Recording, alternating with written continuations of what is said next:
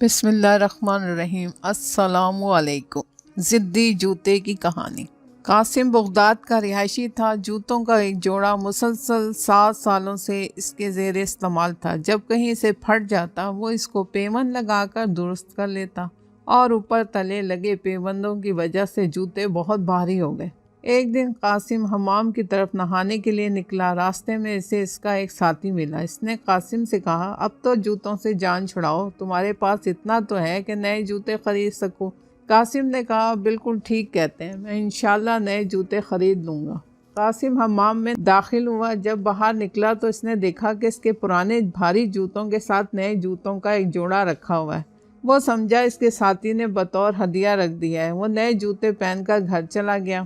یہ نئے جوتے قاضی صاحب کے تھے۔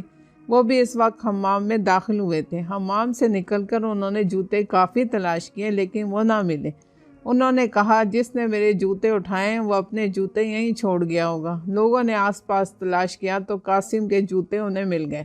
لوگوں نے پہچان لیا۔ قاضی نے قاسم کے گھر اپنے خادم بھیجے۔ انہوں نے جب قاضی صاحب کے جوتے اس کے پاؤں میں دیکھے تو اسے پکڑ کر قاضی صاحب کی مجلس میں حاضر کر دیا۔ قاضی نے اس کی دھلائی کی، چند دن قید کیا اور پھر جرمانہ لے کر چھوڑ دیا۔ قاسم جیل سے اپنے جوتے لیے نکلا۔ اسے جوتوں پر سخت غصہ آ رہا تھا۔ اس نے جا کر جوتوں کو نہر میں ڈال دیا اور واپس چلا گیا۔ اس کے جانے کے بعد نہر پر ایک مچھیرا آیا۔ اس نے شکار کے لیے نہر میں جال ڈالا تو قاسم کے جوتے جال میں پھنس گئے۔ مچھیرے نے جوتوں کو پہچان لیا کہ یہ قاسم کے ہیں، شاید اس سے نہر میں گر گئے ہیں۔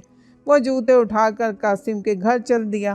وہ گھر میں نہیں تھا۔ اس نے جوتے روشن دان سے اندر پھینک دیے۔ جوتے سیدھا جا کے شیشوں کی الماری میں لگے، جس سے بہت سے برتن ٹوٹ گئے۔ جب قاسم گھر لوٹے تو اس کے جوتے ٹوٹے ہوئے برتنوں کے ڈھیر کے پاس پڑے تھے۔ وہ رونے پیٹنے لگا۔ اس دوران وہ جوتوں کو کوس بھی رہا تھا۔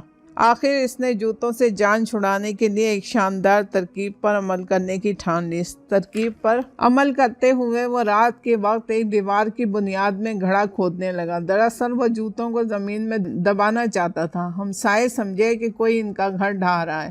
انہوں نے حاکم سے جا کر شکایت کی۔ حاکم نے قاسم کو بلایا اور اس جرم کی سزا میں چند دن قید کر دیا اور پھر جرمانہ لے کر چھوڑ دیا۔ رہائی کے بعد قاسم نے جوتوں کو اٹھا کر گھر کی چھت پر رکھ دیا۔ وہاں ایک کتا موجود تھا۔ اس نے اٹھا لیے اور ایک چھت سے دوسری چھت پر چھلانگ لگائی۔ اس دوران جوتے اس کے منہ سے گر گئے۔ نیچے ایک شخص گزر رہا تھا۔ یہ بھاری جوتے اس کے سر پر لگے اور وہ بری طرح زخمی ہو گیا۔ لوگوں نے دیکھا یہ قاسم کے مشہور زمانہ جوتے ہیں۔ انہوں نے حاکم کے پاس جا کر شکایت کی۔ حاکم نے قاسم پر تاوان اور زخمی کے علاج کا سارا خرچہ ڈال دیا۔